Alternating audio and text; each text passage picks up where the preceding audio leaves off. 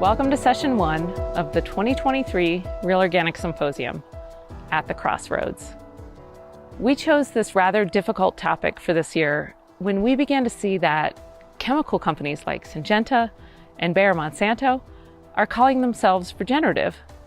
Then Walmart made a commitment to convert 50 million acres to regenerative agriculture, and there have been many other companies that have followed suit.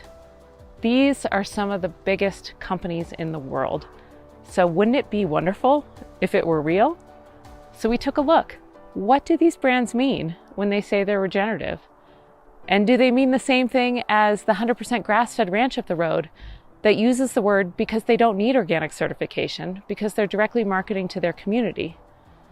Do they mean the same thing as the many certified organic farms that are using regenerative to explain that they're going beyond the baseline USDA organic standards?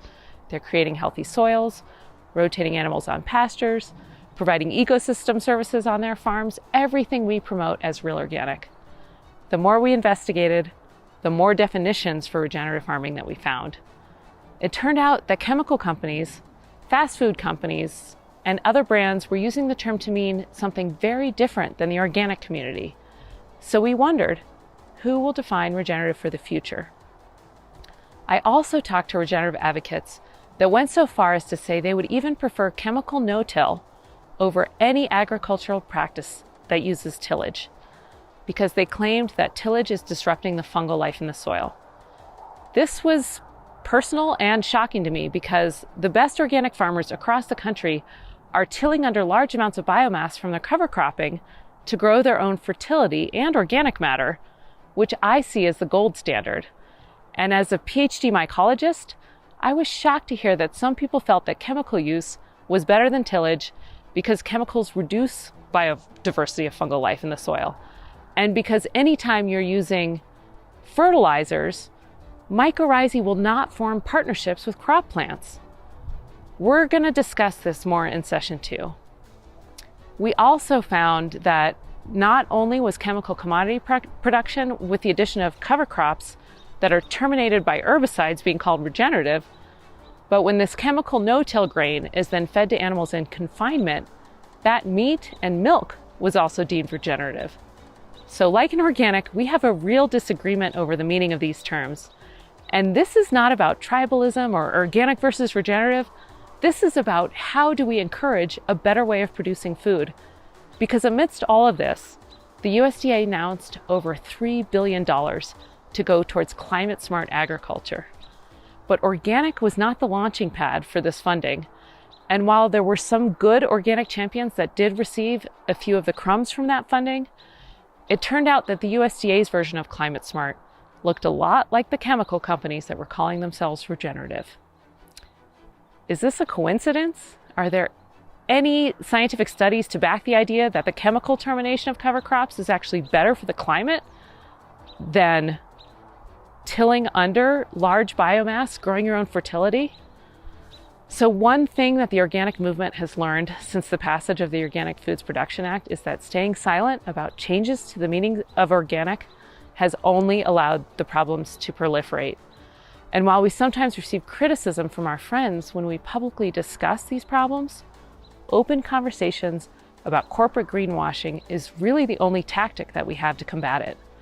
When feedlots and chemical no-till is now regenerative, and when the USDA funds this as climate smart, we have no choice but to speak out to protect the farms that will be driven out of business by the co-opting of our movements. This is not a small thing.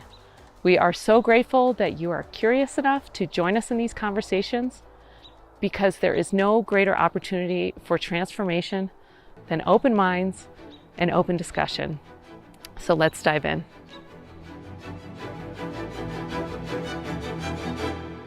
When the organic movement arrived in America, it was already a movement. And you know, the movement came out of Europe, and it was also in reaction to the chemicals.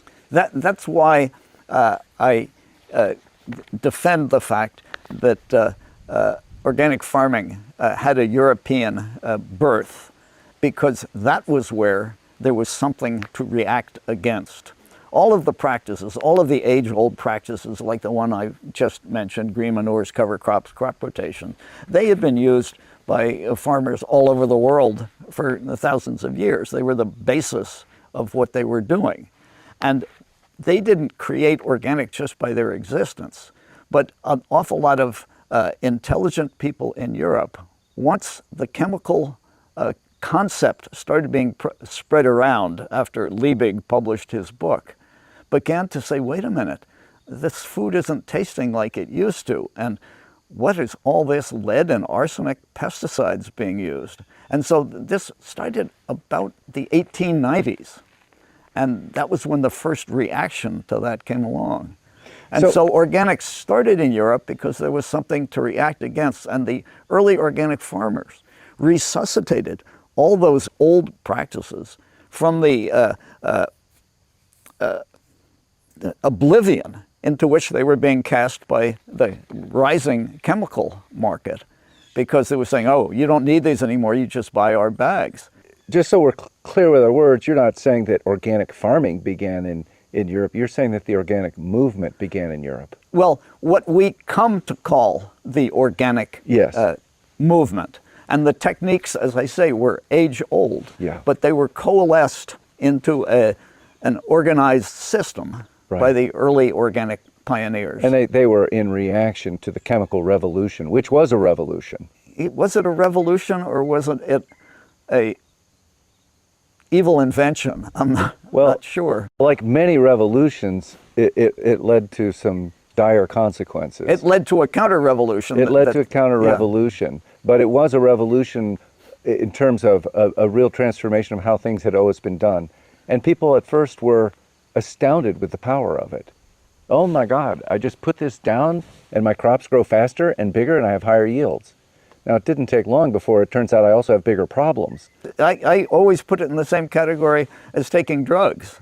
When you start taking some drug, all of a sudden, wow, this is wonderful, but the eventual effect is negative.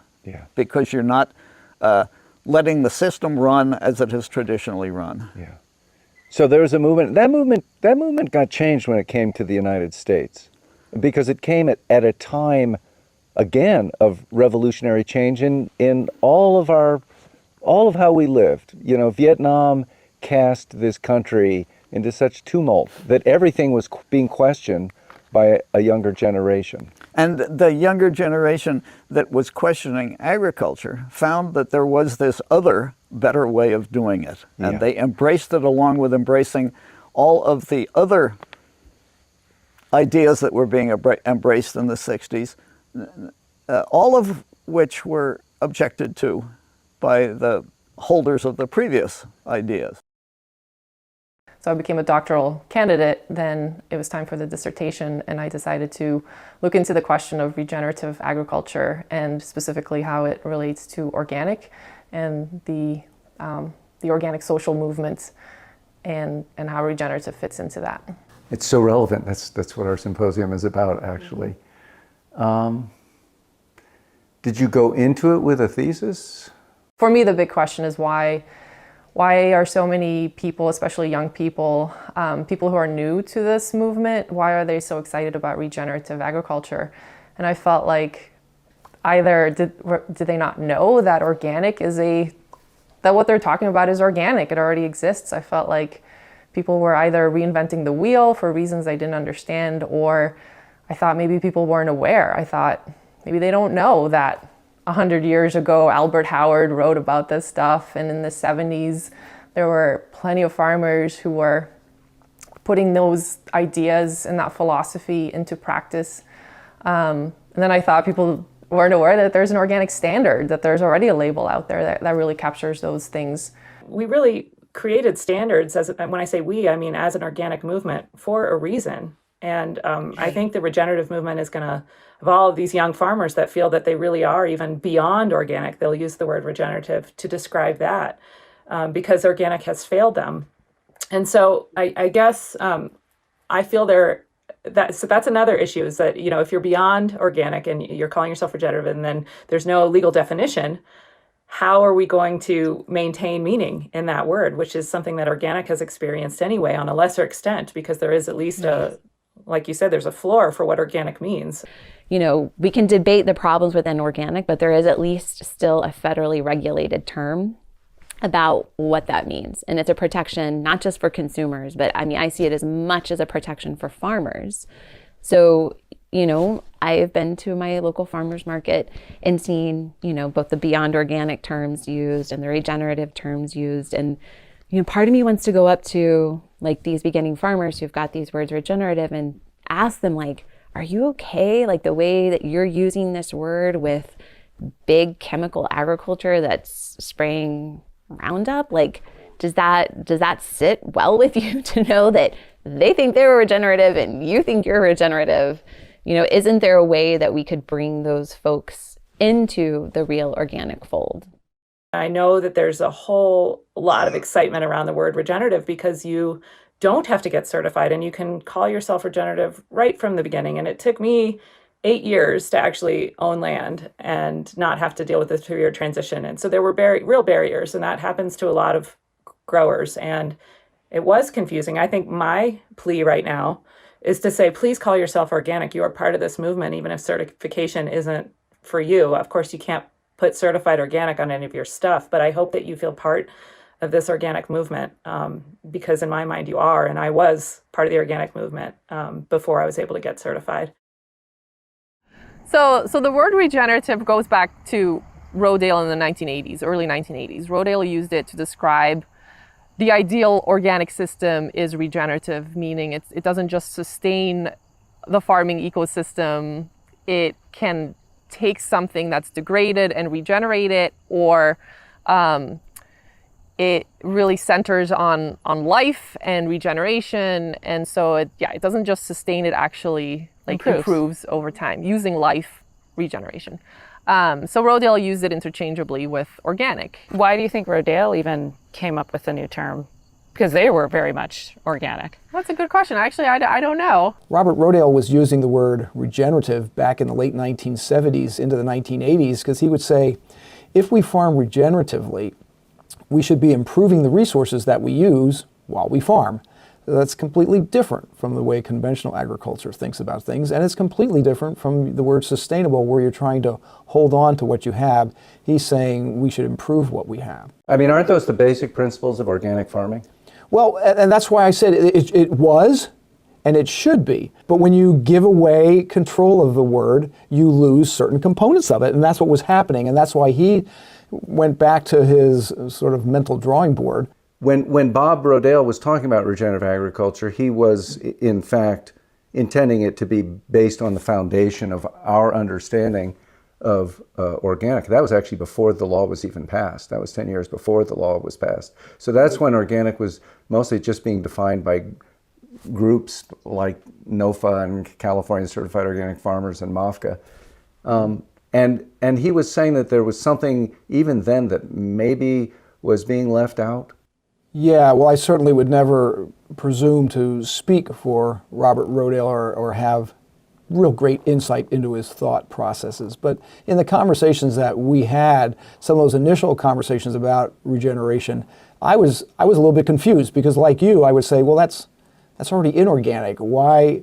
And he would say, well, it is, but it is not clearly defined. And so he was looking for a way to sort of put it on paper, for lack of a better term, that those things belong in organic. So when he talked about regenerative agriculture, in his mind, organic was already sort of the launching pad from which you step forward into these other conversations. Because he would say regeneration really goes beyond agriculture. If you can regenerate a farm soil, you can regenerate a farmer. If you regenerate a farmer, you can regenerate a farm community. If you regenerate a farm community, you can regenerate urban areas. And so he saw it as this series of concentric rings that keep growing out from this very concept of first focusing on soil health. And he was looking to present organic to the world as a positive rather than a negative, as I understood what he was doing. And so he wanted to emphasize that farming organically was creating something, was able to keep the soil productive forever and ever, rather than just not using chemicals and not using pesticides. So he was trying to take organic out of rejectism and into creation. I was at the meeting in Emmaus, Pennsylvania, when Bob Rodale announced the regenerative label. And the thing that struck me about the meeting, it was crowded with government people and USDA people. The room was so packed, I remember being pushed to the back of the room. And all these guys in coats and ties were there, and I thought, what is going on? And then he announces regenerative. So in this paper, I go back and look at what was happening that year that was so important. And so I discovered a couple things that I should have known and I didn't know. The first Organic Production Act was proposed and submitted to the House in 1982. Submitted to the Senate was the Innovative Farming Act.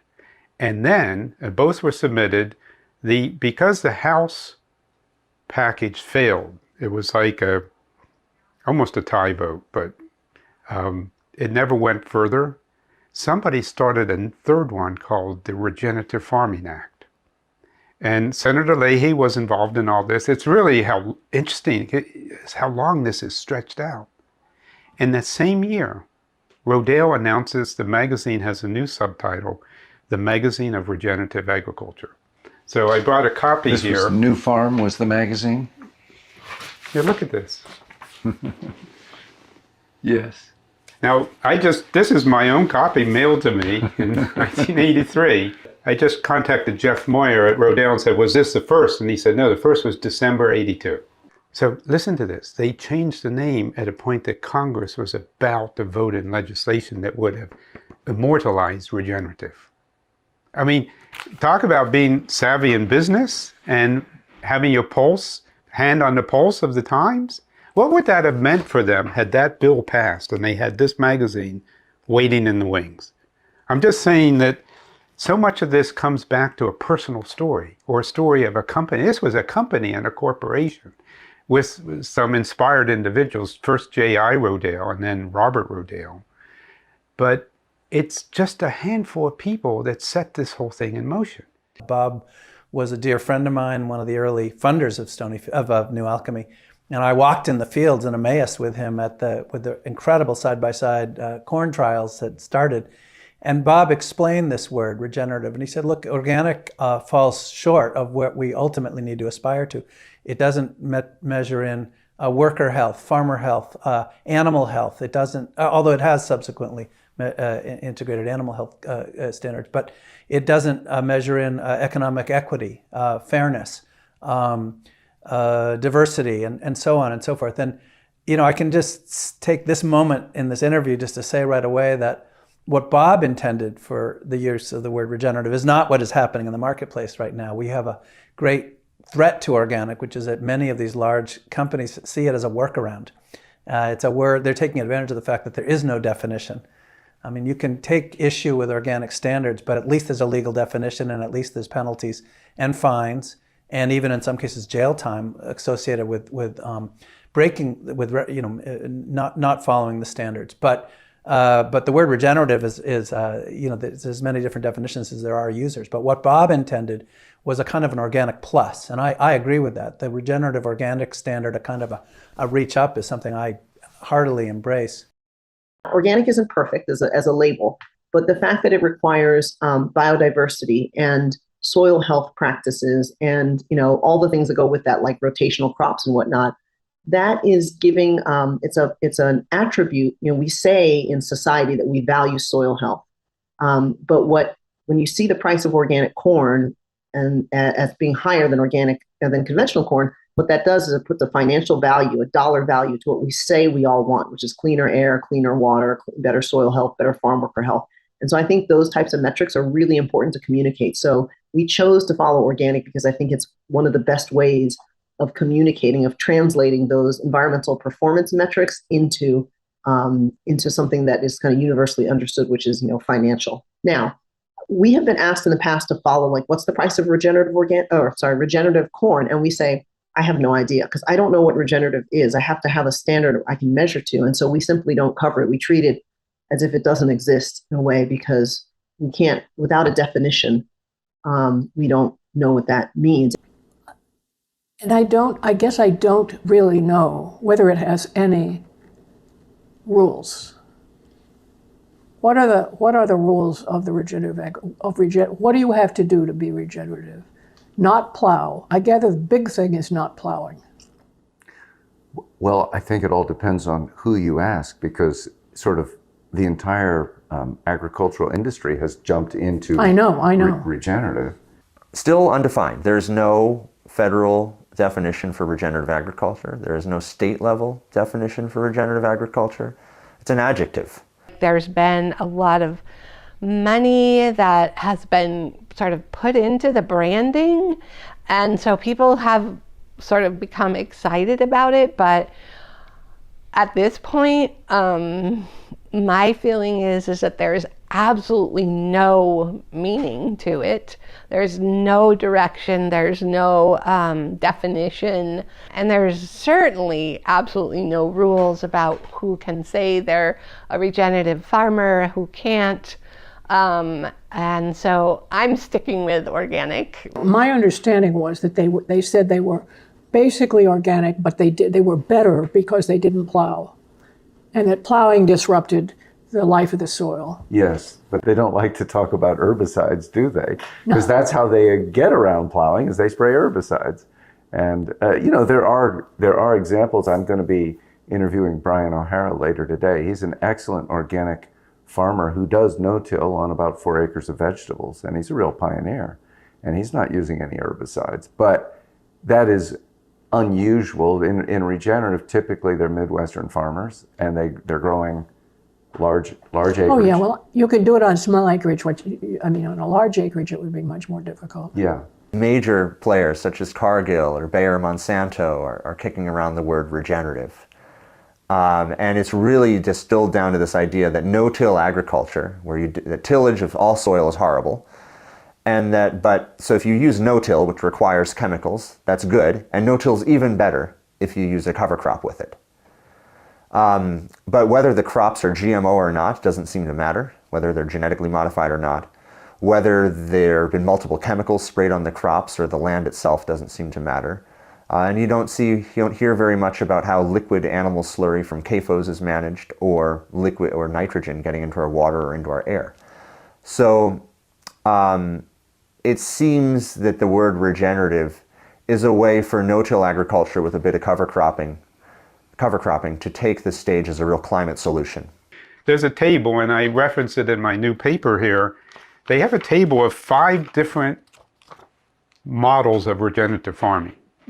I think Rodale is in there as regenerative organic. That's one of them. And that has the most standards or most restrictions in it. And then there's a form of regenerative that has all the chemicals plus the cover crops. And we just saw Kiss the Ground film. It's chemicals, cover crops, and by the way, add a little compost. That could be another 3 C's. So all of a sudden, they say it has no definition. It has no standard. And meanwhile, organic is a monitored and regulated method. And if you leave America and go to Europe, it's the same thing again. I think the mistake was, and maybe it's not too late to remedy it, is to put some standards behind it. I mean, it's like the word natural. We've had all these words in agriculture. Sustainable. I remember when Monsanto introduced GMOs in the late 90s.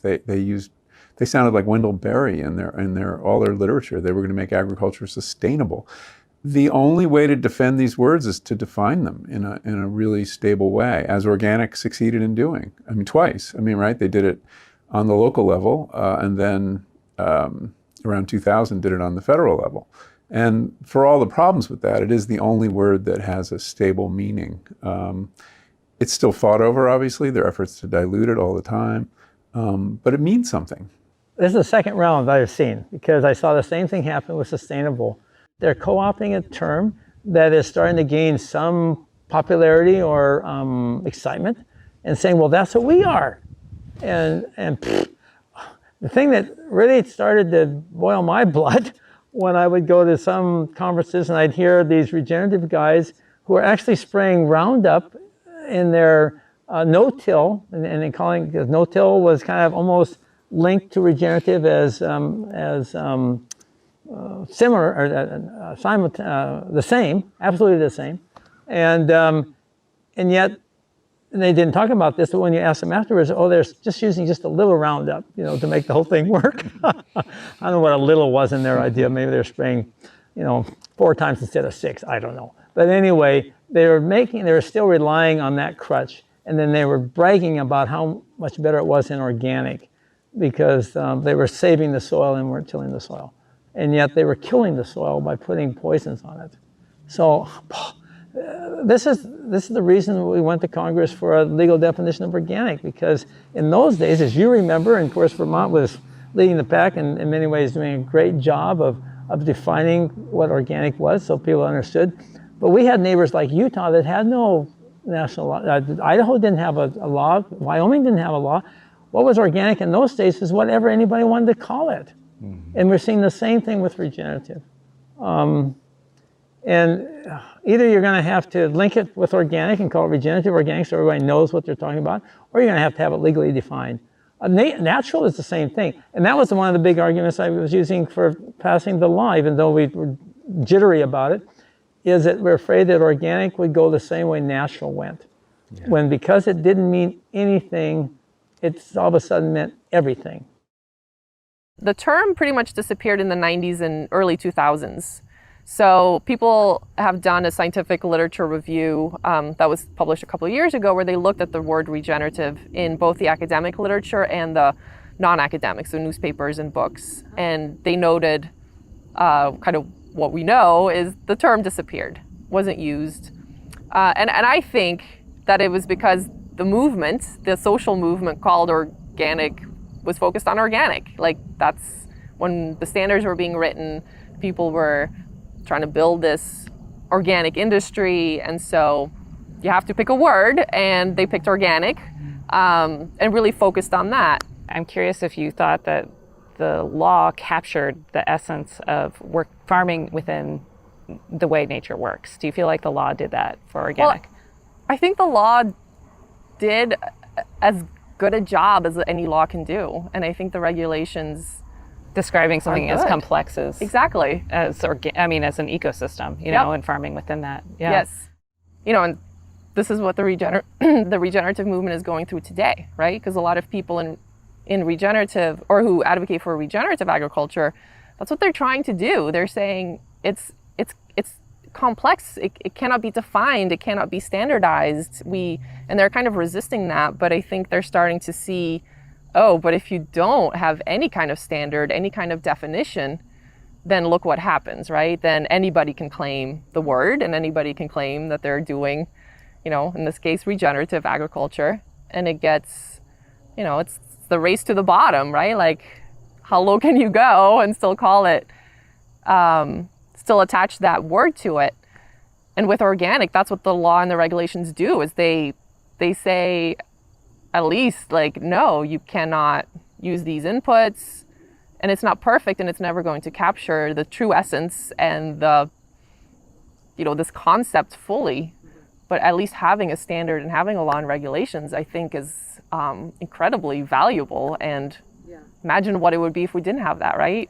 Sometimes I look back at the Organic Foods Production Act language, and I think, I don't know how I could write a regenerative standard any better. Right. That language is so good. I know. If you're trying to write a regenerative standard, then organic is pretty good, right? Yeah. It covers biodiversity, water quality, soil, all these things that people are talking about today as regenerative are already in federal law and have been for 20 years. And it's just, we maybe haven't done a good job of making that holistic picture known to consumers.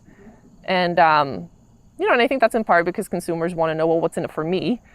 Why should I pay more for this? And so how you're going to get consumers to pay more is by focusing on the benefit to them from reducing pesticide exposure. But now that there's more awareness of food and the connection to planets and the planetary health crises we're facing, I think we need to do a better job of making sure people know that if they're looking for something in a grocery store where they don't have that direct connection with the farmer, then organic is the label to look for. You've seen very sophisticated organic farming. Is that climate friendly? I think the only reason we think organic is not climate friendly is it's a new word, climate friendly. Come on now. I mean, when did this talk start? It's almost a fad, climate friendly. I mean, I know there's a lot of money on the table now from our government for climate smart farming. And you're going to see a huge amount of work in the next 3 to 5 years with people taking that money and coming up with interesting schemes and cooking up schemes and so on. And so we're going to see even more of this discussion in all directions. And I hope it will focus on plants as photosynthetic engines of carbon capture, but it could be all kinds of strange things. We know we need a food movement, but how do we build a food movement? I know you're not the Oracle of Delphi, but what are your thoughts about this?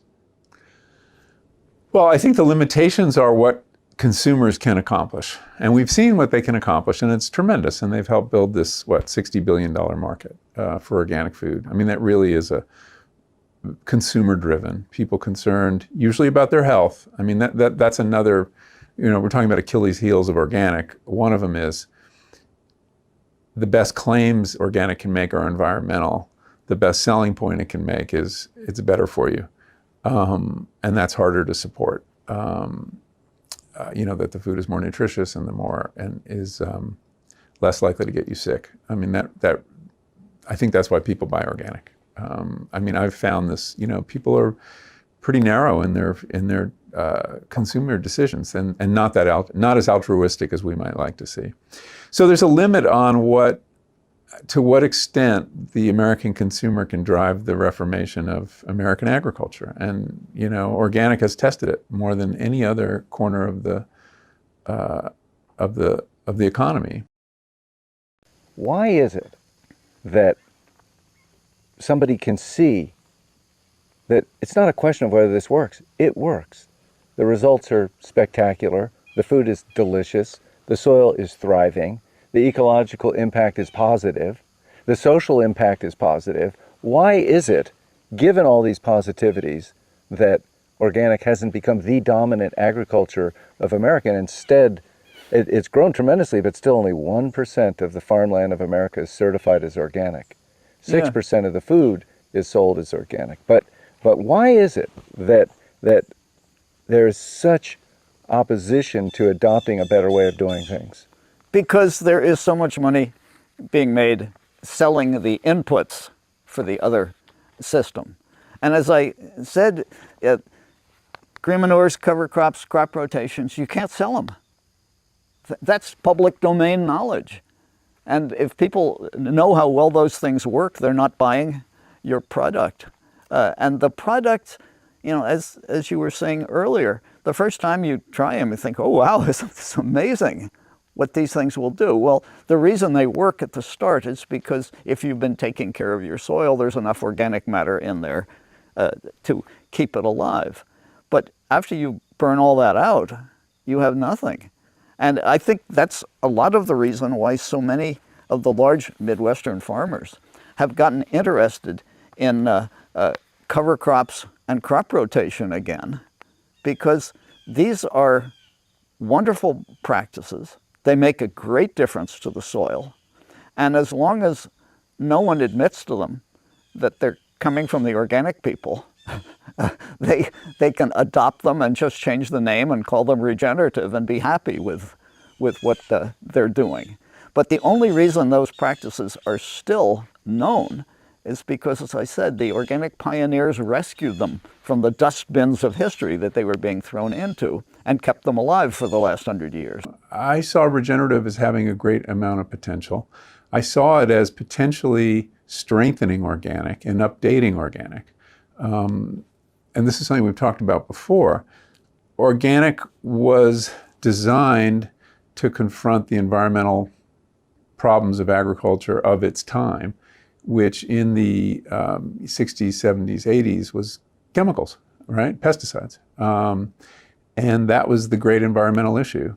Nobody was thinking about climate change. And organic didn't that wasn't the problem organic was designed to solve. It is now the problem that all agriculture has to solve. And organic, I think it was a weakness of organic in that, and through no one's fault, of course, it wasn't on the radar till the late 80s, till Jim Hansen's testimony in June 1988. Very few people were thinking about climate change. And even fewer had thought through the impact of agriculture on climate change.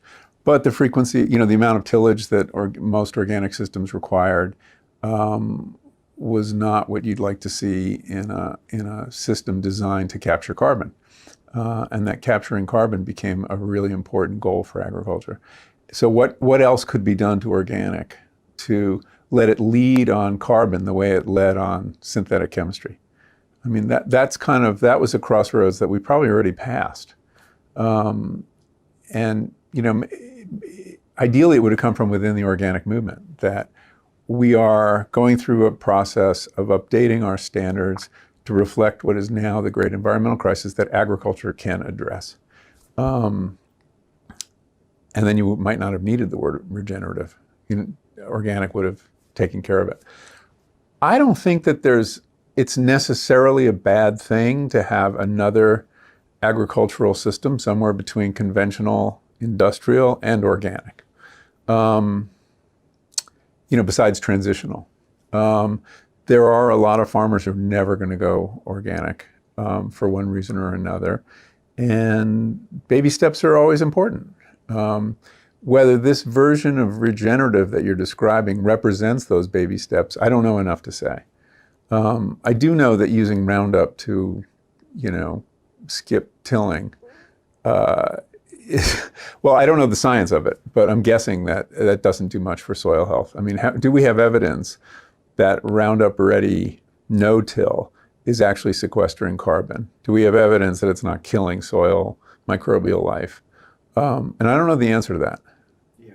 I've asked people who are smarter than me in the sciences about this, and that there is not conclusive evidence that I'm finding that going to no-till automatically means that you're sequestering carbon. And there's contradictory evidence. Regenerative was actually not created to address climate change. Midwestern farmers picked up the term, and they weren't talking about climate change at all. They were talking about, how do we make a living? Why are we giving all of our money to the chemical companies? Let's use less. They picked up a lot of the basic principles of organic. Let's cover crop, right? And let's rotate crops, and let's integrate animals. And I think the basic place where there was a disagreement was whether tillage was inherently destructive or not.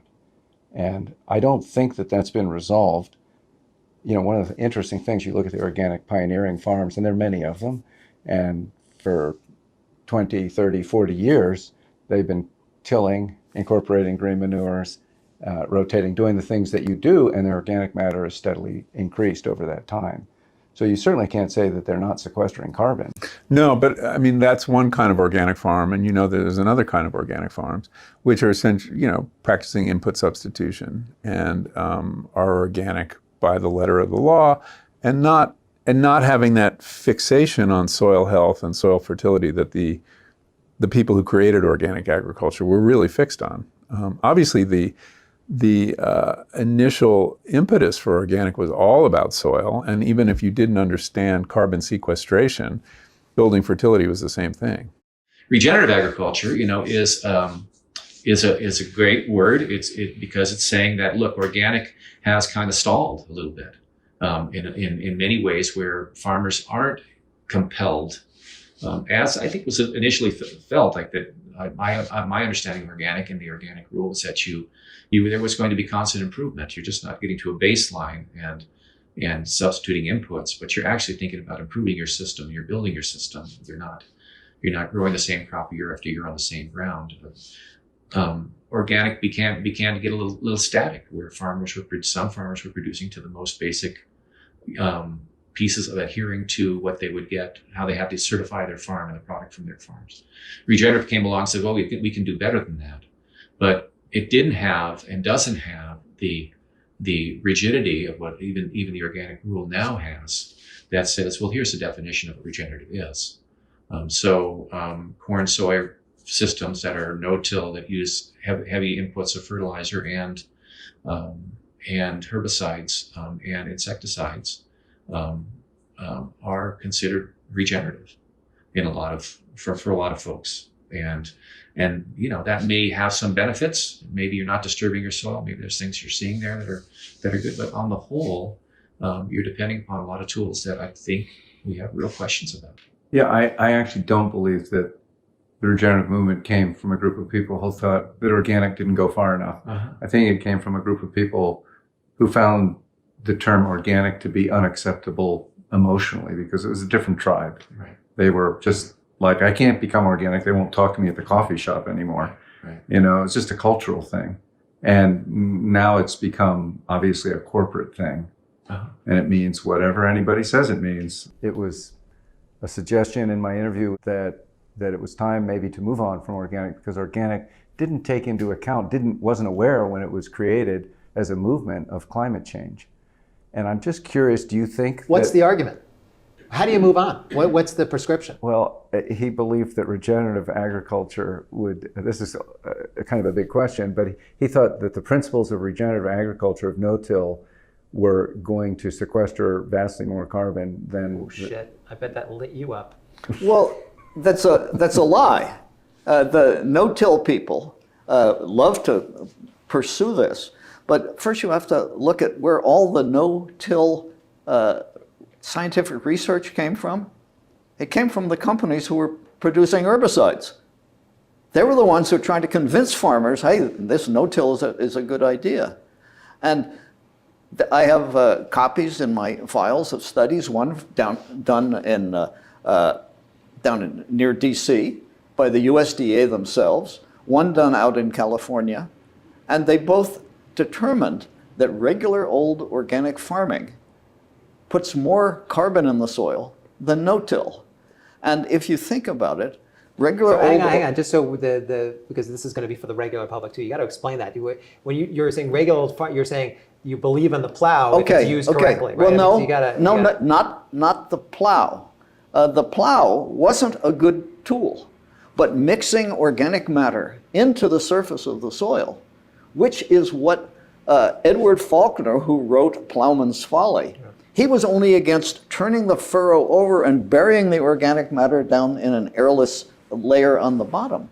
He was in favor of mixing organic matter into the soil, where as it decomposed, it gave off CO2. Oh, CO2 is bad. No, CO2 isn't bad. CO2 in the soil mixes with water to create carbonic acid, which is able to etch minerals out of the soil particles that are then available for the plants.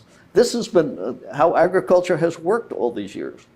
And the no-till religious fanatics are trying to pretend that organic farming never did this. Organic farming has been doing this since it started. And the big Midwestern no-till guys, they wouldn't have even known about cover crops or green manures if organic farming hadn't kept those concepts alive for the last 100 years. Organic farming has been doing everything that the regenerative people... This is so interesting, but I'm still trying to tease out the difference. I don't get what is about organic that's not... Well, he has been taken in by the idea that the way organic has been being run is not sequestering carbon. And somehow everybody decided sequestering carbon was the only role of agriculture. I actually used to think the role of agriculture was to produce food for people to eat. But the techniques of organic agriculture have been sequestering carbon successfully for the whole time. And the techniques of organic agriculture were the techniques that farmers have been using for hundreds of years. Green manures, cover crops, crop rotations. I can read you Roman farming books. I guess that's what I don't understand the difference is. But there is bad organic agriculture, which does trash the soil. And we see examples of it on a large scale. But there's bad regenerative agriculture too. There's terrible. Yes, absolutely. So I guess my question was, do you think that good organic agriculture, in fact, is the best response we have to climate change agriculturally? Definitely. And there are studies to prove that. But the point I make all the time is that the people who are touting regenerative agriculture are one-time chemical farmers who degenerated their soil with chemical farming for all those years. And now they're pretending to have invented something new rather than admitting that their chemical farming for all those years was what was destroying the soil. That's great. I mean, there is more hype around regenerative than I can believe, but it's a very effective hype because it's done by people who are very effective at doing that. Tell me your definition of the difference between regenerative and organic. And I'll just start by saying, I think good organic farming is always regenerative. So I'm lost. I mean, I'm sure you feel that too. I'm sure you feel that too. But then what is the difference if you were to ask the I would say that a lot of people believe that all tillage is a mistake, that it is not good agriculture. Most of those people aren't farmers and they don't understand, like, I don't know that many no-till vegetable farms, either conventional or organic. They're talking about large livestock operations by and large. And in that case, for organic, they're also not tilling. So it's right. How do you run a mixed grain operation without it? It's a question. Yeah, without tilling. It's a question indeed. Yeah. You don't, right? Not that I know of. Yeah. And where it all came from. The idea of cover crops. Cover crops have been around forever. It's a wonderful idea, but the chemical farmers weren't using them, and the organic farmers weren't using them necessarily. You just take chemical farming and add in a cover crop, and all of a sudden your erosion is less, and you have roots in the soil that are feeding the bacteria and all this. But those ideas were a part of original organic farming thinking. Whether the farmers who claim to be organic were all doing it that well is always a question. Yes. But they were part of organic farming from the start. Yeah. And when I see the statements on regenerative websites that, oh, organic is nothing but substituting something else for chemical fertilizers, this is not true. Good organic farming doesn't need any inputs. So the study noted 2016 as the turning point. That's when they start seeing in the academic literature that there's a clear turning point, that it starts to go up. When I did a search in the scientific literature, 2019 is the turning point. Okay. Where in the scientific literature, it goes from like 5 or 7 search results per year in the mid-2010s to in 2019, it goes up to like 40 suddenly. Regenerative went big because big media got involved with regenerative at the behest of some really big industrial interests. And now watching that it's sort of being formalized at the level of the USDA with this climate smart commodity program, and watching who wins, it certainly feels like us in the organic movement are losers here. And we really need to get back out in front of this and show our eaters, a movement, our eaters who are, I think there's over 100 million, about 200 million people have had something organic in the last year, and 50 million who eat something regularly that's organic. And so unfortunate because climate smart agriculture now, at least with the community that I've worked with, even within the UN, we don't have a lot of respect for it. But it is, for many people, it's considered, the gold standard somehow. It's, that term. Yeah, to kind of get behind the curtain. It, I think it does involve a lot of conservation tillage that's dependent upon glyphosate and so forth. I think the resurgence can probably be attributed to the Rodale Institute again. So they wrote a report in 2014 and called it Regenerative Organic Agriculture and Climate Change. And they, so that's where the word comes back. Then there's the iPhone 3.0, Regeneration International. People start using regenerative again to talk about organic agriculture. And then and then people so after 2017, that's where you see some nonprofits starting that have been dealing with sustainable agriculture on their websites. 2018, 2019, that's where they switched to regenerative, and the word really takes off. Let's talk about regenerative agriculture. I have to say I have concerns. I have no concerns about what you mean by regenerative agriculture, but just as you fought for many years now to keep meaning and integrity in what the word organic means, I would say that we're going to have we already have exactly the same fight with regenerative.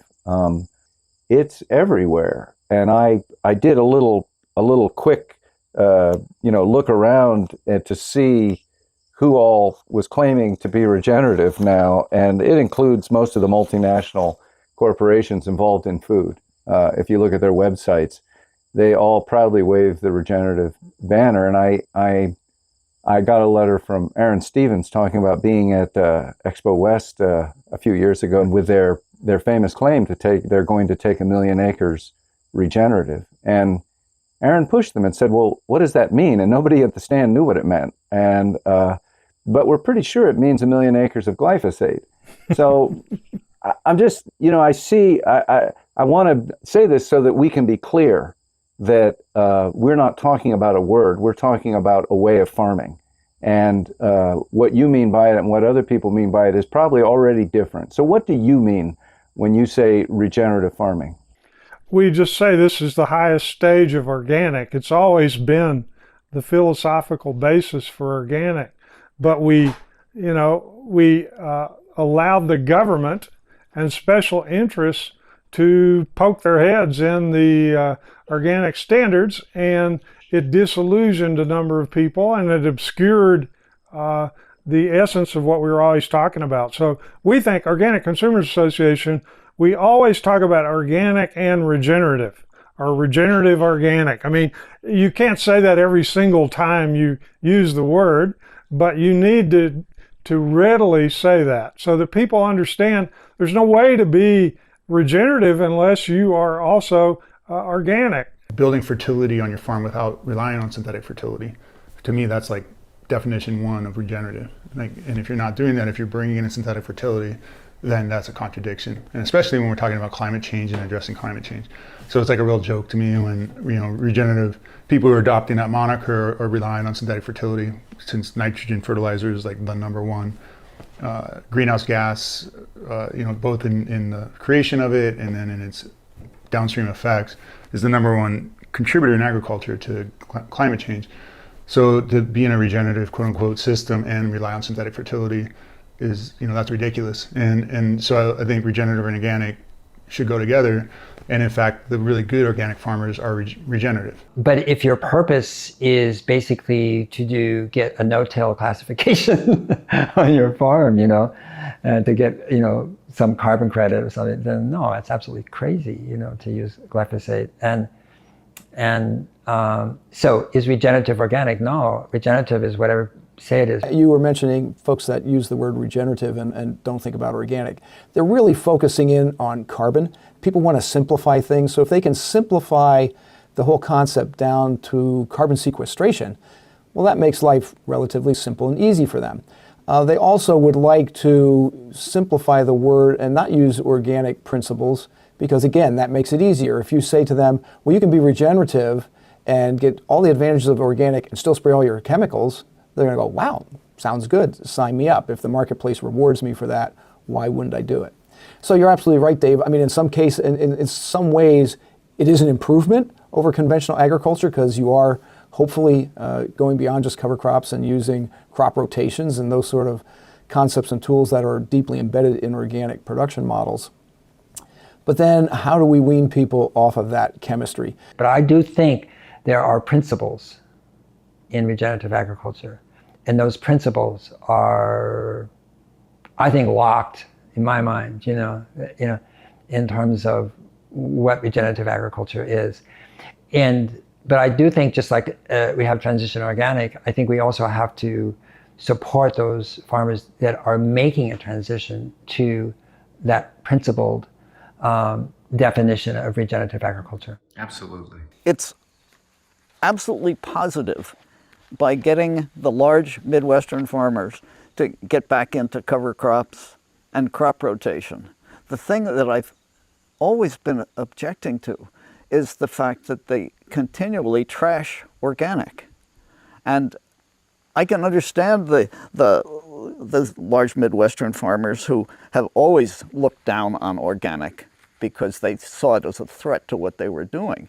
But now they are incorporating practices that had been kept alive by organic for the last 100 years and not wanting to admit that they might not have been totally on the right track when they were purely into just chemicals.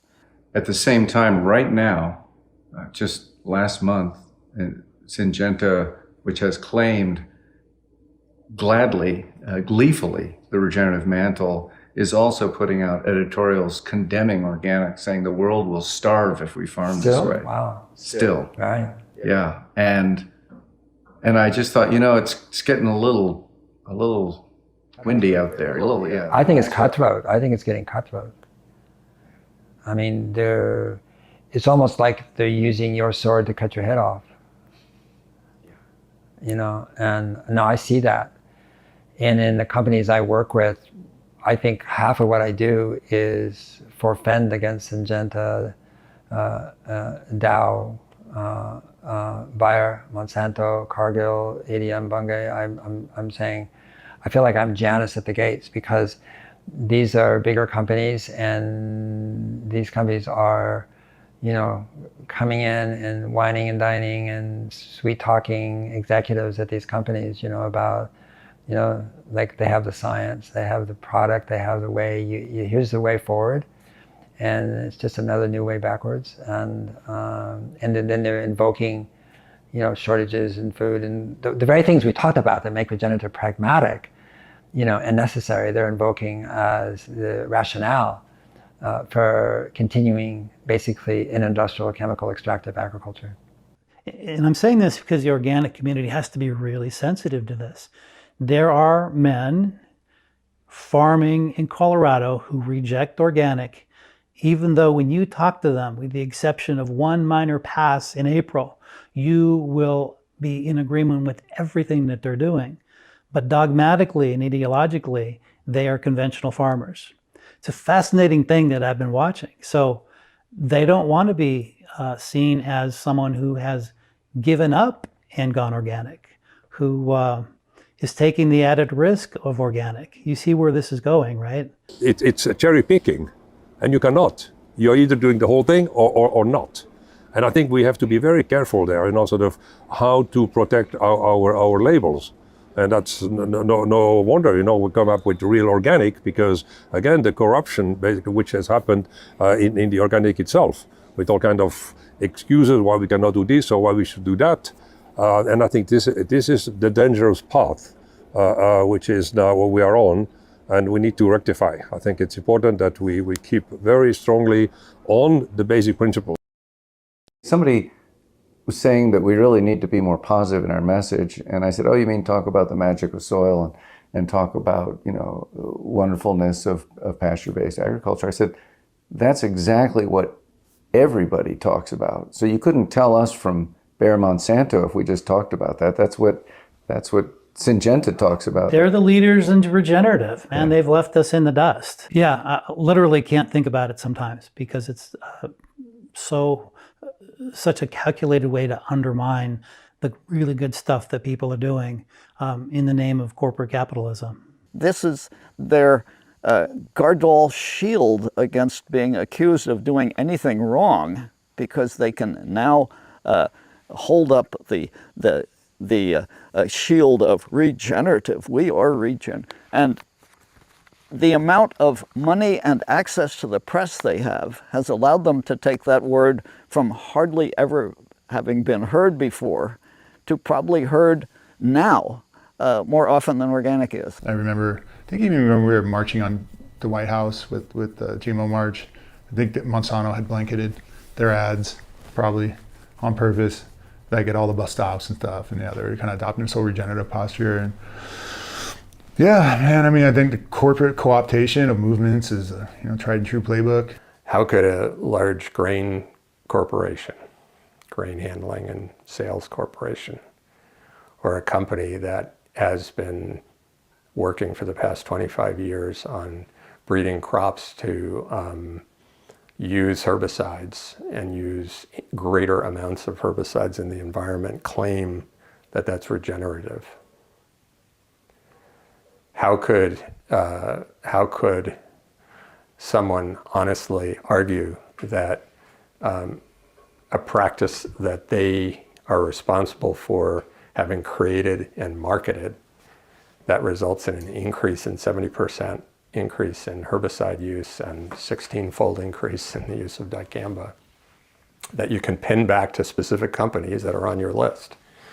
How could you claim honestly that that's regenerative, and that you're concerned about the environment? So I think it's misleading, and I think what we need to be doing is doing a much better job of,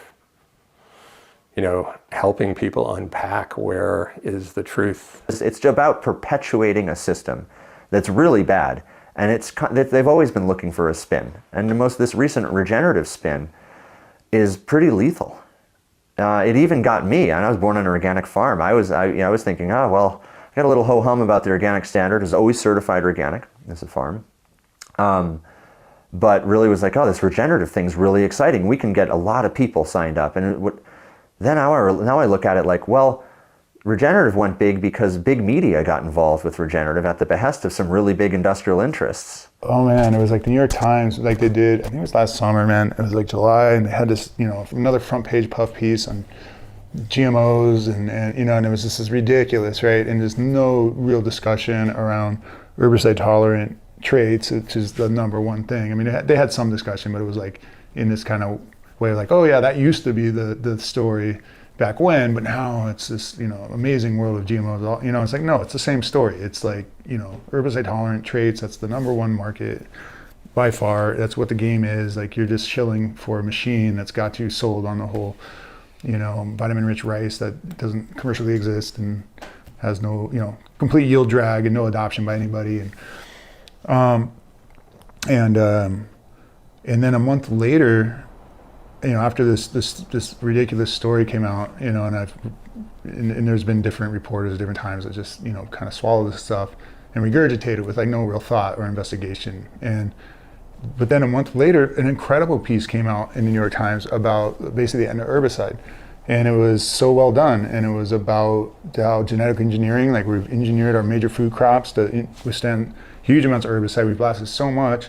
And every weed scientist that wasn't on the payroll of these pesticide companies was flagging that you can't do this, you're gonna create resistance. And of course, that's exactly the business plan of these companies. And so they're selling more and more weed killer, and then they're stacking more and more resistance traits. So now the most recent crop in the regulatory pipeline is engineered to withstand 5 different herbicides. The Bayer Monsanto, I forgot whatever it's called. And it's just, wow, it's so clear. I mean, what journalists, like, that's the story. Like, wow, the story that came out a month later, that's the story of GMOs. But it's like, obviously, in the course of investigating that, journalist was talking to people, the machine got wind of it, and got an emotion, found the shill at New York Times that's gonna tell their story first. So then there's like this cognitive dissonance. So by the time the real story drops, people are like, wait, well, I just read on the front page of the New York Times how awesome this stuff is, so, and it's just like, you're just like, wow. The journalist knows that a certain group of people are not being honest. But when the story comes out, it's like I have to present both sides. And there's no indication that they know that this side is being dishonest. I will say that in the stories I was talking to you about earlier in the Washington Post, Peter Orishsky did not do that. And he was quite willing to call out people that he felt were speaking dishonestly and being fraudulent. I had one journalist who wrote a story, and she said, how'd you like it? I said, I hated it. You presented both sides as if they're even, but you know that they're lying. And she said, well, yeah. I said, the Washington Post doesn't do that. She said, well, I'm not an investigative journalist. They're investigative journalists. And I don't want to be one. My parents were, and they got death threats. And I thought, well, God, I think it's just called journalism. And I've heard Bill McKibben speak about this. I read a great book by Eric Pooley on this topic. They were both speaking specifically about reporting on climate change. And they talked about how that both sidesism really set back the conversation about the realities of global warming by 20 to 30 years. That for the longest time, if a journalist was writing about global warming, they always felt they had to find someone who believed in global warming and someone who didn't believe in global warming or had other ways of looking at the problem, like what about the economic costs of global warming instead of the moral responsibility or the scientific, human existence reasons. But there is a second point that I want to make here, and this is one of the things I think about a lot when I think about public relations, which is that the industry of public relations and the industry of journalism are very tightly intertwined. We tend to forget that. But public relations supports the journalism industry to a large extent, not just in terms of funding for the ads and the other kinds of advertising supported dollars that go into newsrooms, but also in terms of writing press releases, bringing items to journalists' attention, creating source relations, so offering up, public relations firms will offer up experts on very specialized topics that journalists can then contact when the topic is technical or otherwise complex, sort of beyond the scope of everyday writing. It seems to me to be now kind of almost a given that a corporate strategy is to say we're with them as opposed to we don't like them. It's interesting in organic, there are still large companies like Syngenta and Bayer Monsanto that say we don't like organic because there's just no way that what they do could possibly be organic. But there are many other companies where they go, well, we have an organic line and then we have the chemical conventional line. Right. And we like organic too. What you're describing is something else I've seen that I want to point out, which is a kind of multi-pronged strategy. Some of the very large companies can afford to do a lot of things at once, have a lot of different strategic approaches to, say, managing environmental issues. Some of those approaches might be consensus-based, and they're essentially a kind of, if not co-optation, at least these elaborate partnerships with public sector organizations for reputational purposes, and again, to kind of make it seem as though there's consensus and compromise being found. But then a whole other set of strategies might be very antagonistic. It might be about fighting cases in court, or really, pulling out the big guns and sending lobbyists. We do hear about that kind of thing in the media all the time. When a company says it's working on some sort of environmental sustainability initiative, and then you find out that they've actually been pushing to do drilling in some other place in the country. So I really have seen these multi-pronged strategies taking place. It's not just a matter of we do this or we do that. We shouldn't be surprised. No. I even feel I'm beyond anger. It's just, this is the work. This is what we have to deal with. Yeah, and that leopards, those spots didn't change when it went from organic. So it didn't go from organic to regenerative, but I mean, when regenerative is introduced, same spots, same leopard, of course, growing, protecting their interest, making more money, Yeah. It worries me to see damage done, and I know I've done my share of damage as I feel is right to the reputation of organic, because we need to save it. But I hate to see other people attacking it when I don't think their solutions are better. Mm-hmm. We have to ask ourselves, are we really looking for a chemical solution to climate change with the use of glyphosate? Yeah, no, that strikes me as crazy. I would love to learn more about what's going on in the soil when you're dousing it. Tremendous amounts of glyphosate are getting into our bodies now, much more than before GMOs were introduced. Some of it has to do with the fact that it's all over the soil. A lot of it has to do with the fact it's used as a desiccant in wheat production, which strikes me as one of the most foolish and future tragedies. If indeed glyphosate contributes to lymphoma, as being alleged in these court cases with some success, we are taking this carcinogen and spraying it on our crops right before we eat them. At the worst possible time, simply for the convenience of the farmer, so he can or she can kill the wheat crop and harvest right away and not have to let it dry in the field. That shouldn't be allowed. Relying on these herbicides that are just they're not going to work anyways in the next few decades. But in the meantime, farmers are buying more and more and more of them because weeds aren't dying because they've evolved resistance. So it's just just playing into the big ag chemical playbook. So when Regenerative is saying, these herbicides that are wrecking American agriculture are part of our regenerative system, that's ridiculous. The idea, which why we're in this situation, is that the ecosystem services, which actually will help in producing in a more sustainable way have been replaced by the agrochemical industry from fertilizers, pesticides, herbicides. And I think that's where we have to return back to, is to recreate and promote ecosystem services, which are there, they are there for free. The only person making money on it is the farmer and benefit the consumer. So you have a whole group of industries in between which we don't need. Actually, we don't need them.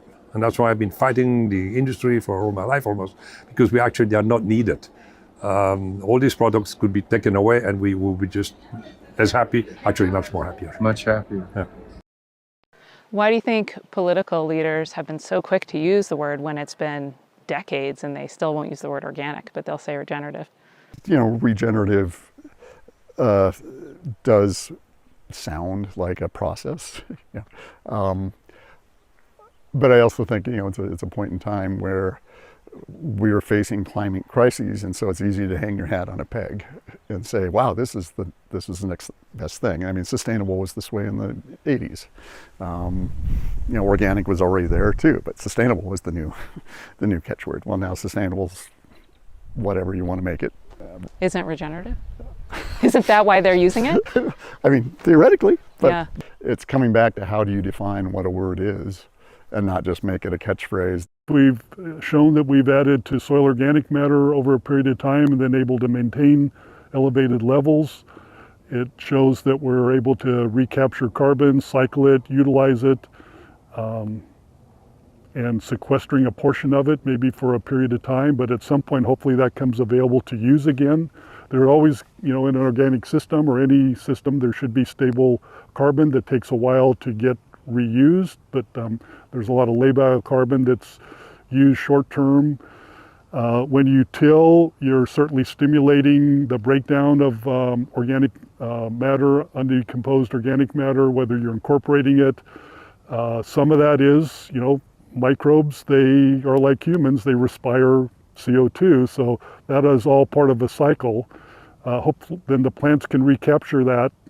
But the more green plants that you have growing for a longer period of time, your potential for grabbing more carbon out of the atmosphere is much greater.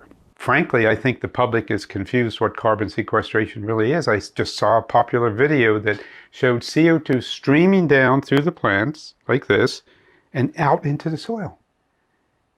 And this is what people are being told is happening. There's no such thing. There's no such thing as CO2 coming down through the plants and being captured by the soil. I don't know who are the people coming up with this stuff. They're great infographic artists making animated films of carbon bubbling down into the soil. It's a fabrication of science. And why aren't the scientists standing up and saying, hey guys, that's not accurate? You know, the amount of exudates that plants put in the soil is tiny compared to their biomass development. And they're making it look like that's the mechanism right there. I'm constantly heard that a plant will exude up to 30%, even up to 50% of its photosynthates in order to exchange with microbes and get the minerals it needs. Do you think that's an exaggerated number? I think those are grossly exaggerated. I've seen papers where they measure 1, 2, and 3%. And you have to think, what are you talking about when you exude that much organic matter in the soil? That would drive respiration of the soil system just beyond any. It would. What that would create is an anoxic zone around the plant root, because it's going to need the oxygen to deal with that respiratory changeover there. The plant is not going to do that. It's not going to put more carbon into the system that is needed by just a micro-thin layer of mycorrhizal type organisms or rhizosphere bacteria growing along the plant root that is less than a millimeter out into the soil around the roots. Like you pull a plant out of the soil and you look at the rootlets in the soil attached to it. Well, that's this rhizosphere. It's not extending very far out into the soil.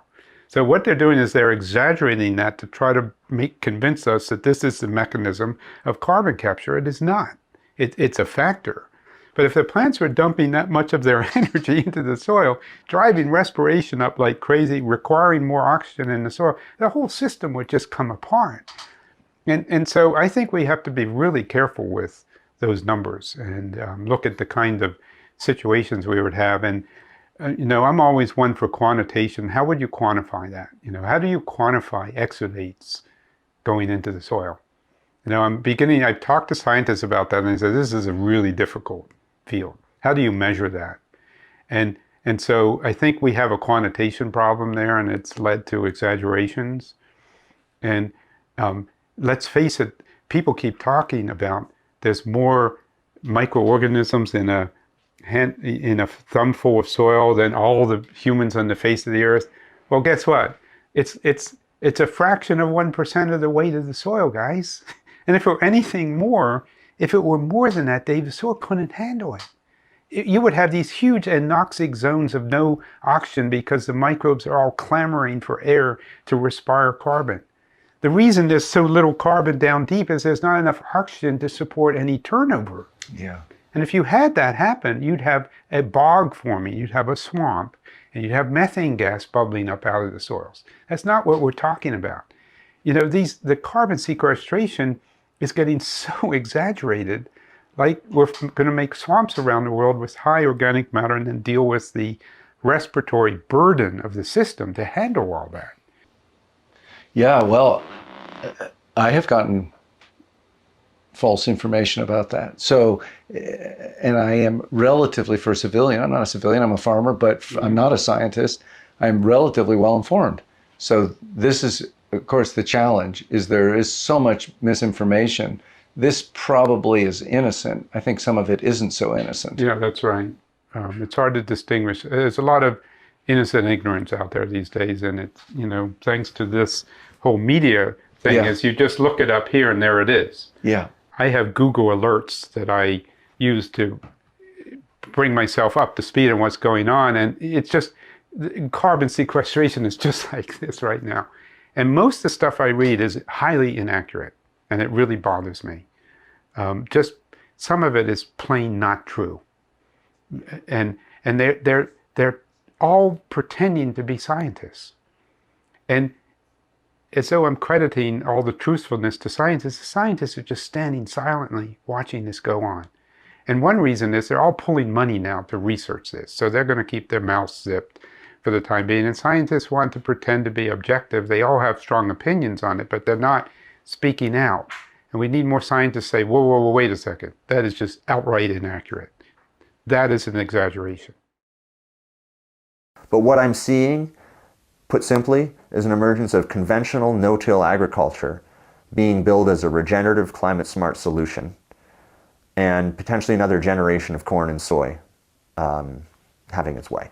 We are investing in a way to reinforce what is the corn soybean model in much of that acreage, and where we will have and I give credit to folks, the farmers and the researchers that will work together, agencies that will work together to try to move the needle, for example, on cover crops. But the truth is that that's been something that folks have been working on for the last 20 years, and in the last 10 or 15 with a concerted effort. Cover crop councils across the Midwest, cover crop councils across the Northeast, and we're not seeing the adoption to this. We wrote a paper on the state-by-state adoption of cover cropping that was in the Journal of Soil and Water Conservation, and it's pathetic. And we really need bolder steps taken that lean into the ecological practices that are organic agriculture. I think if we had more farms being farmed organically, and they could serve as role models for folks doing conventional farming, and they would be able to see, gosh, they are using cover crops and nobody else is using them around here, so maybe actually that could work. That to me would be a much better investment of those dollars. But Harvard admits it's the agriculture of India. And why were farmers farming that way? Because for centuries, our indigenous science had said, you do not farm monoculture. So he adopted the principle of diversity and mixtures. He said, you never just take, you give, the law of return. Those two principles are the principles of organic farming, diversity and the law of return. Maintain the cycles and never have a monoculture. Monocultures are invitations to pests and disease. Monocultures are an invitation to climate breakdown. Monocultures are a recipe for more chemical intensification. So the more biodiversity you have, the more your plants cooperate, the more your plants and insects have an amazingly balanced ecosystem. We want to produce more cheap food, so we've simplified the system to a level where we create problems, like pest problems or pest and diseases and weeds. These are the direct result of our trying to simplify the system. And you can't actually grow your food or your crops in a simplified system, as we have learned this when we know it, unless you use a lot of fertilizer, a lot of pesticides and herbicides to fight fight nature in order to do what we want to do, grow crops. But we also know from experience, from the knowledge of the farmers and from the research, which has backed up that a diversification of the system, a less, let's say, push to extreme for production system is where we need to go. And given that today we still grow 40% more than we actually use for the 8 billion people on this planet, we can well produce a bit less and better. They did not look to the solution as, oh wow, maybe the construct of a government that uses corn, soy, wheat, and big protein, big milk, big meat, as a way to feed our country cheaply and a way to have a negotiating chip over other countries. It's a big part of our foreign policy, this cheap food as well. Instead of saying maybe that policy has wreaked havoc on our own ecosystems and many other ecosystems like the Brazilian rainforest, it was more like, no, why don't we see how we can make these commodities more climate smart? So what are you learning? Why do you think that people who are aware that there is an organic movement, that there is even an organic standard, what are they looking for that they think they're not getting from organic? That the biggest strength of organic, which is that standard, has turned into one of its weaknesses, and they're actually intentionally moving away from the standardization part of organic. That they know organic is a social movement to transform the food system, and it's a philosophy, and it's also now a standard. And so I hear a lot of people talk, when they talk about regenerative, use words that are kind of dealing, or not use words, but they're actually looking for a word that can capture the concepts and the philosophy and the principles, but without the constraints of a standard. So the standard has become something that they see as holding back the organic movement. And they're looking for a fresh start and a word that everybody can use without the standard now makes it, in some cases, illegal, right, for somebody to say that they're an organic farmer if they're not meeting the standard. But there are plenty of farmers who want to capture that concept of being organic without having to be certified, either because they don't have the certification yet and they want to convey that they are headed in that direction, they share that mindset, but they don't have the certification. But then even farmers who have the certification, they want to set themselves apart from the baseline standard, which is, as we know, it's seen by many people as a floor, even though we think of it as, it is a floor actually. It's not the ceiling, right? And so they feel like they need a word to say, yeah, I'm organic and I grow in soil, I have my cows on pasture, I'm regenerative organic. Yeah, well, I would say what came out of having a standard that's been really compromised. There's nothing about being hydroponic or growing cows in confinement that is organic. That's just been a way of working the system to tap into a great deal of popular support for an alternative kind of agriculture. So you think that a lot of people, especially young people, is that what you're finding in your research, that it's young people are searching for something more than the term organic to represent what they believe in? They see it not so much as continuous improvement and a social movement. They really associate it more with, because they grew up with organic being a label that see in the store. Food is either organic or it's not, has the seal or it doesn't. And so when they get excited about these concepts of this alternative approach to agriculture, they're searching for a word that doesn't have a binary, you're certified, you're not, you're in or you're out. They want a word that captures that bigger concept.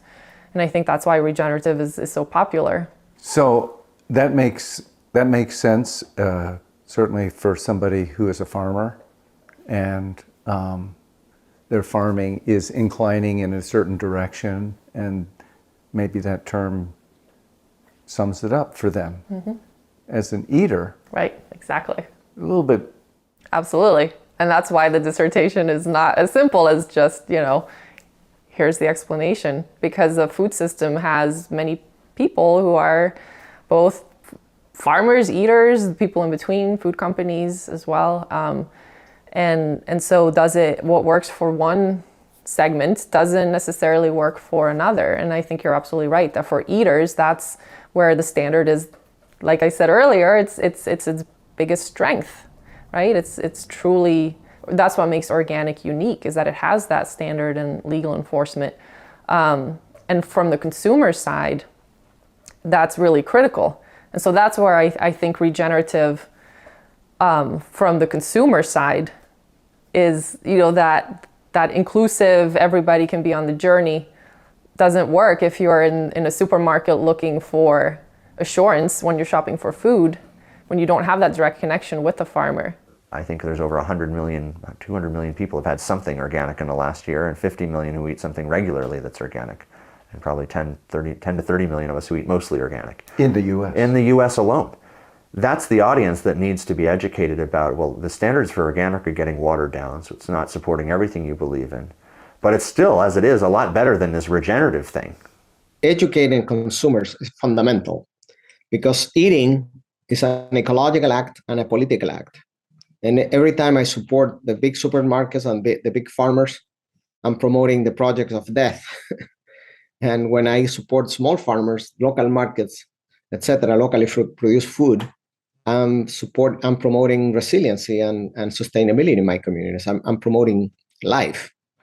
And I think that people need to understand that. But it's not just that the role of the good food that is produced by organic farmers or agroecological farmers, which is very important for health and all that, for the health of the planet, for the health of the people. But there are other services that come along. For example, here in California, in the 1980s, there were a bunch of rural sociologists that did a study and found out that in the south of California, that towns that were surrounded by large farms, as opposed to towns that were surrounded by small farms, had more crime, more violence, more family breakdowns, more drug addiction than towns were surrounded by small farmers, because of the social relations that happen between the producers and the consumers. Maybe the weakness of organic is that it started as a food movement, but what could be more legitimate than a food movement, Dave?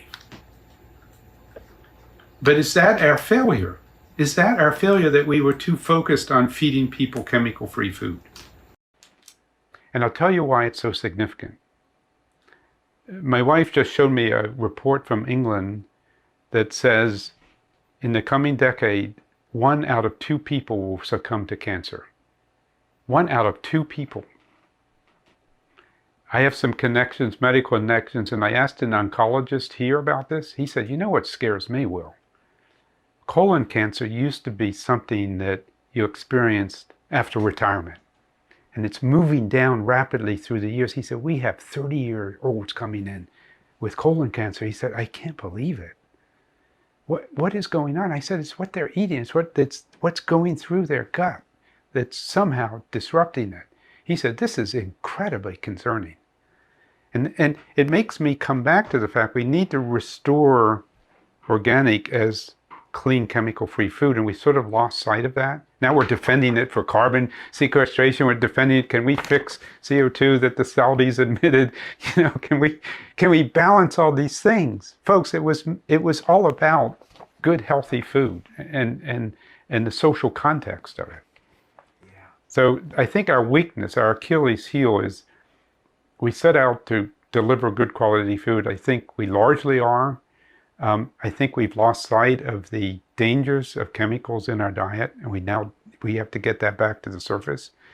The American Cancer Society has announced that cancer will double in this country by the year 2050. I mean, I made a joke at a gathering recently saying society in the future is going to be, everybody will be in some form of halfway house recovering from medical treatment because we're going to be so unhealthy.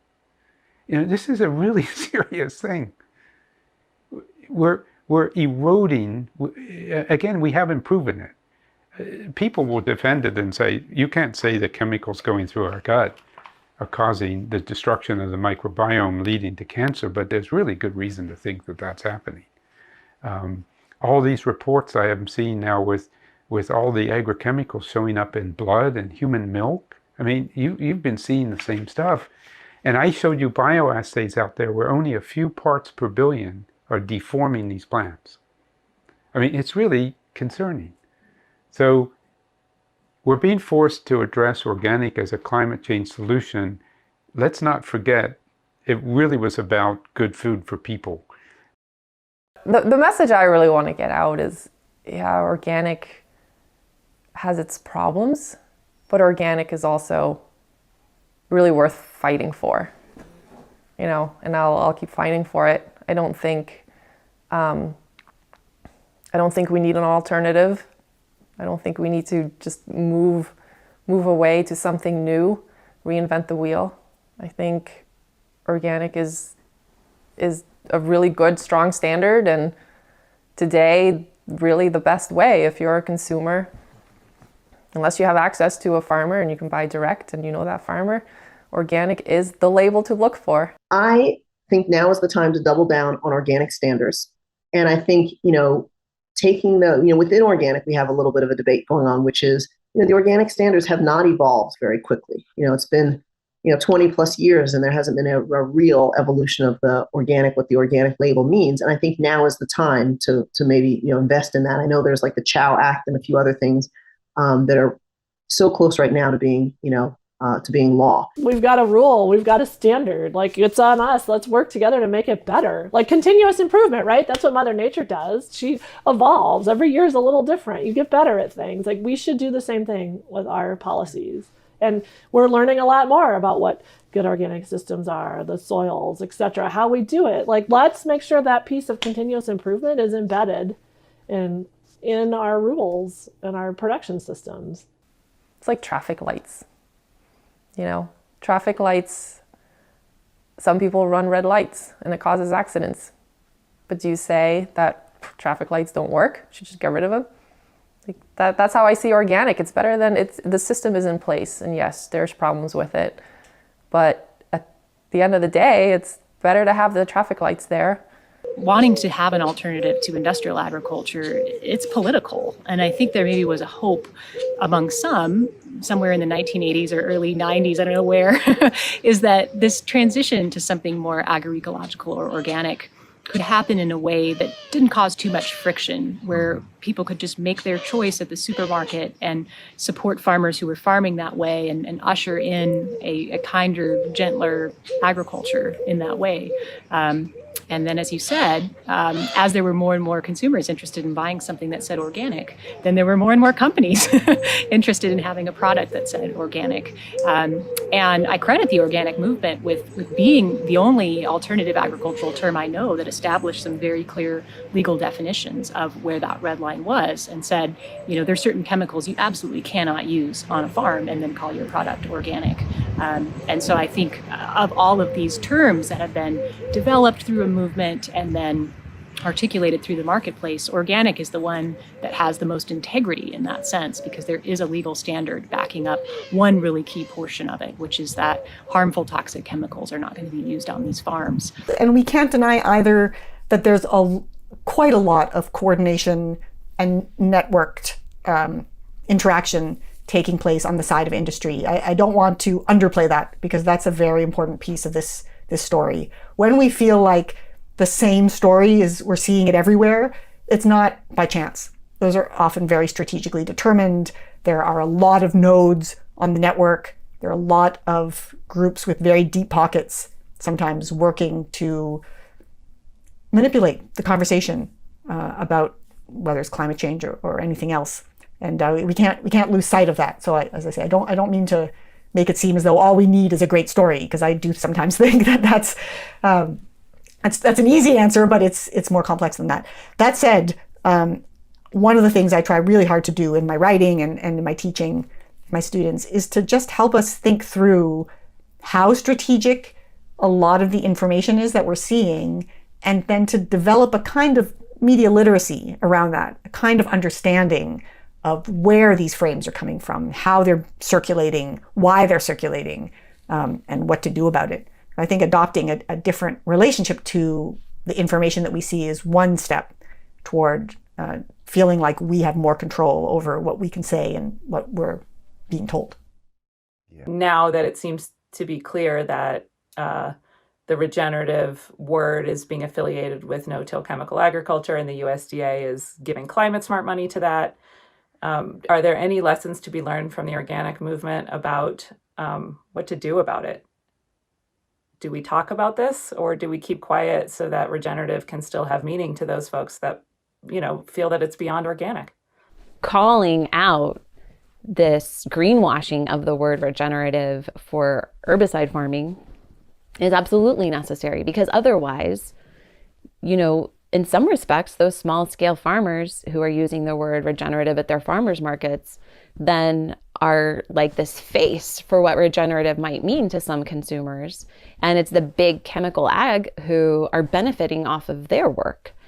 So if anything, it's time to call out the mixed use of the word and the misuse of the word by big chemical agriculture, and say, is this really what we mean when we say regenerative? Do we really mean tons of herbicide use? Because I don't think we do, and I don't think a lot of consumers think that. So, it's not about like staying silent or calling out what's there. What's there is already there. Are we going to talk about it? Are we going to, try to provide clarity and meaning and definition, or are we just gonna, sit back and watch it happen? I mean, I think the bottom line is the types of farmers that want to be a part of the Real Organic Project are in some ways activist farmers, because they do this not because it's a way to get rich, but because they believe in it. Emily, a really funny thing came up with Naturland, which was this concept of dying in beauty, which is where we could have a standard that's so strict that essentially we are meaningless, that we can't create change because enough people don't come with us. Do you feel like that's a problem that we can encounter? Or do you feel like you said we can just, if we we won't necessarily die in beauty because we can create marketing opportunities that, there's opportunity there to really distinguish as the gold standard? Organic was intended for, not to be a ceiling, but to be continuous improvement. And I think the Real Organic Project is in many ways like the branch where we are trying to seek continuous improvement. If we can't get it through the USDA level on the level that we want, or to the extent that we want, then we've got to go off on our own and create something that means more.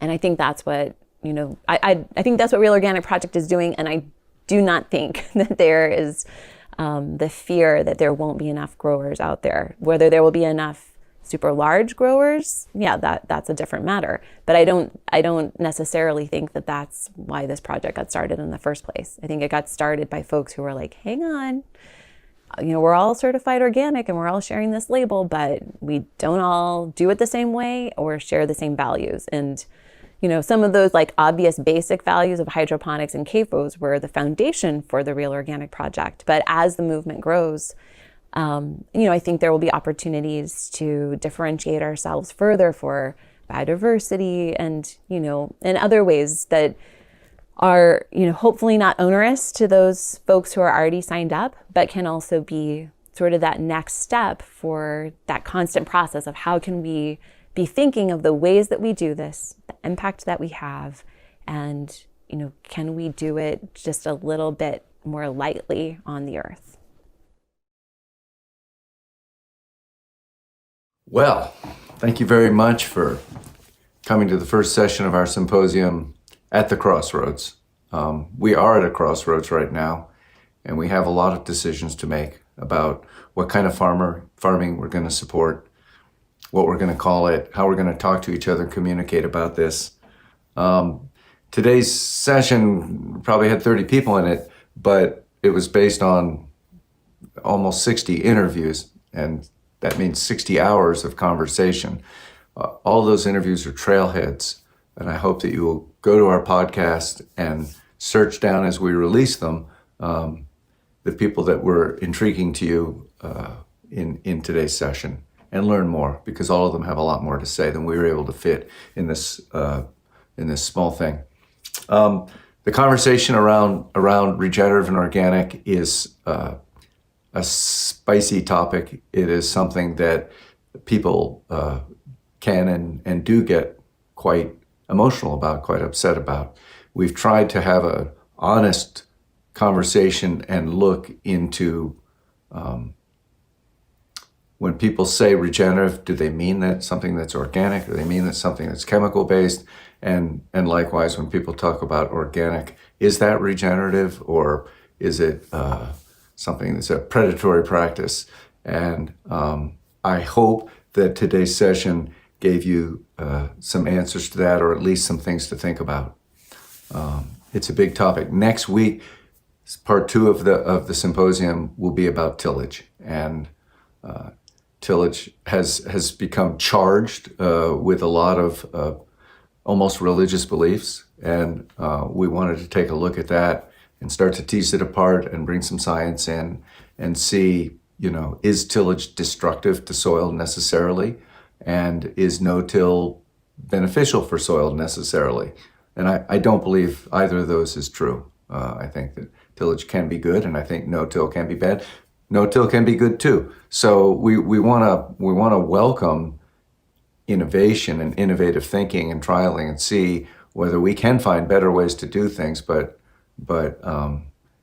let's not allow ourselves to be completely befuddled by professionals whose job it is to befuddle us. I want to thank Brandon St. Cyr and Jenny Prince, our editors and producers, who put together from many hours of interviews that Lindley and I did, the hour and a half that you got to watch today and for next week.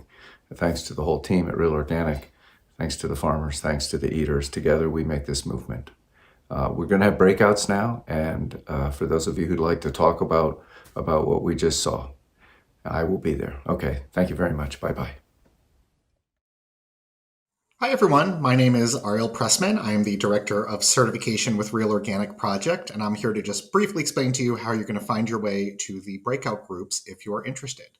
You can currently see we're on the YouTube page. All you have to do is just click the link that is located in the comment section directly below the video, and that will bring you directly to the page where we will be doing our breakout groups. You can also reference the email you were sent with your ticketing information. The link under Zoom is the one that will get you to the exact same place. We'll be doing 15-minute breakout groups, so you'll have the chance to join other attendees and talk with them, and then we'll reset the groups after 15 minutes so you can meet another whole group of people, and we'll leave those rooms open as long as you like so you can have some great conversations. So I hope you enjoyed the footage from the first session, and we really look forward to seeing you over at the breakout groups. Thanks so much. Bye.